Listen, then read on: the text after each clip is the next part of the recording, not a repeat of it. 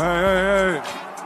Alright, today we're talking overpaid NBA players, and I'm just here to tell you right now, they are not the enemy. For some reason, there's this subculture, I'm not really sure what to call it, but there's a small select group of people amongst the NBA fandom who seem to be obsessed with the idea of an overpaid NBA player. And simply put, these are just guys who are offered contracts with a lot of money, and then they go on to underperform what they are quote-unquote worth in NBA terms. And the first thing I want to get on my chest here is, yes, I can understand a fan being mad at a player for underperforming how much they are being paid, but at the same time, the players are not the enemies in this case. There are front offices that are making the diligent choice to give players these big contracts, and when the player is not able to perform, isn't necessarily their fault. I guess so, but at the same time, the anger from fans should be directed more towards the front offices for making the bad choice in the first place. And I bring this up because a couple of days ago, I saw a tweet that listed the 10 most overpaid players according to Hoops Hype based on their real value metric. And safe that I can't look at this list and just like they just don't know ball. They don't know ball. I mean, even just taking a quick glance at this list, there are multiple multi-time champions on this list, which, if you ask me, does not make sense at all if you're talking about real value, because that's the entire goal of the NBA is to win a championship. And you have guys like Klay Thompson and Kevin Love on here who are both integral parts to championship teams in the past. But besides that, the other thing that stands out here is a lot of these guys had long-term injuries at some point in their career. So maybe that had some weird effect in their real value metric. But again, injuries are another thing where, you know, if you're a fan calling someone an overpaid NBA player and they spent a lot of time during that contract hurt, again, is it really the player's fault? They just got extremely unlucky with injuries. You know, I mean, John Wall infamously, tore his Achilles just by slipping in his house. I know that might just be a cover story. I'd like to think it's just a cover story, but if it is the truth, like, what are you gonna do about that? Anyway, like I mentioned at the top of this video, I think overpaid NBA players, that whole phrase or term is just a myth. Again, the front office is the group deciding to pay these guys all this money. I know we all remember the summer of 2016 where we saw guys like Luol Deng, Timothy Mozgov.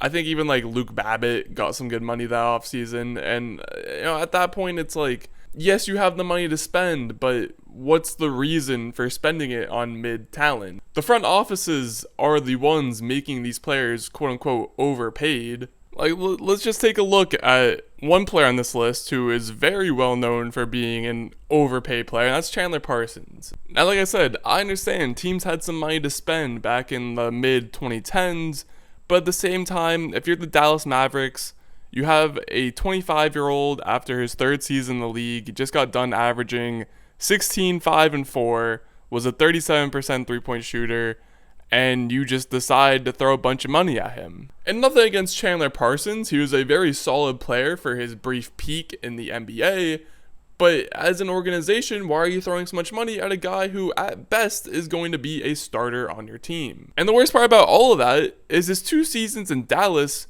he regressed. And then the Memphis Grizzlies in 2017 decide, hey, let's go and give this guy even more money. And then fans still have the audacity to go at Chandler Parsons and, you know, be mad at him for making the Memphis Grizzlies and Dallas Mavericks a worse team because he was taking out money. But, you know, if you were in Chandler Parsons' shoes and someone offered you way more money than you are worth, you're taking it. That's the part that confuses me the most. If you are an average person yelling at NBA players for taking more money that is offered to them, it's not like these players are asking for more money. Front offices are going out of their way and offering these large contracts to these NBA players. What are they going to do? Say no for the good of their heart so that they can help this organization make a right choice? No, they're taking the money. And you yourself, you the average person, would be doing the exact same thing. Let's say you work at some bank. I don't know. Banks are on my mind right now. Let's say you work at some bank and your manager comes up to you randomly someday and says, hey, you've been a pretty solid employee for the last 2-3 years. Let's give you a huge raise where you're now making 2.5 times more money than you used to. Are you going to go out of your way and say, No, I'm all said. The bank needs that money and more than I do to make the bank better. No, you're taking the fucking money and you're getting out of there. For all the people who go, business this, business that, the NBA is a business, they seem surprised when players take the biggest offer and try to make the most money possible. Cause newsflash, although there are a lot of players in this league who say that championships are the most important thing and they want to go and leave a legacy, there are also just as many players who just want to make a bag for their families. So please, stop getting mad at players for wanting to make money. They're human. They're just like us. They want to get that bread. Now, I will admit, I tried to mention this at the top of the video, but this isn't a 100% of the time type thing. I mean, nothing in life really is 100% all the time. You will have some scenarios like Russell Westbrook on the Lakers last season where his big contract was a big issue. He was still making a whole lot of money and his performance was nowhere near what it should have been for that money.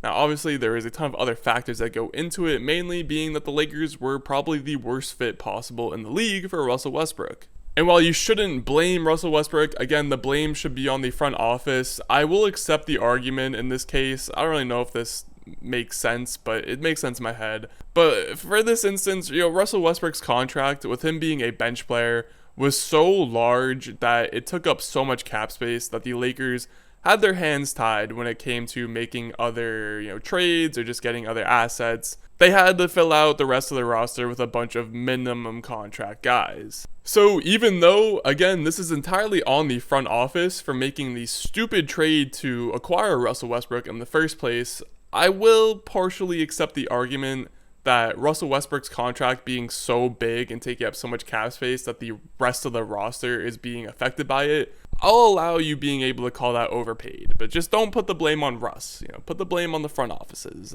That's all I care about. Anyway, to wrap this video up, let's just all agree to just abolish the term overpaid when it comes to NBA convos. It's a stupid word. It's been a stupid word for quite some time now. For some reason, the NBA has made it so that it's the players' fault for being overpaid, even though they're just trying to make some money, whereas the front offices, who continue to make shitty deals and shitty trades throughout their entire careers, are somehow let off the hook for making these terrible deals that ruin their franchise's chances at ever competing, and it just makes no sense to me that they get off blame-free while the players take all the heat on social media and from the fans, and it's just all so frustrating.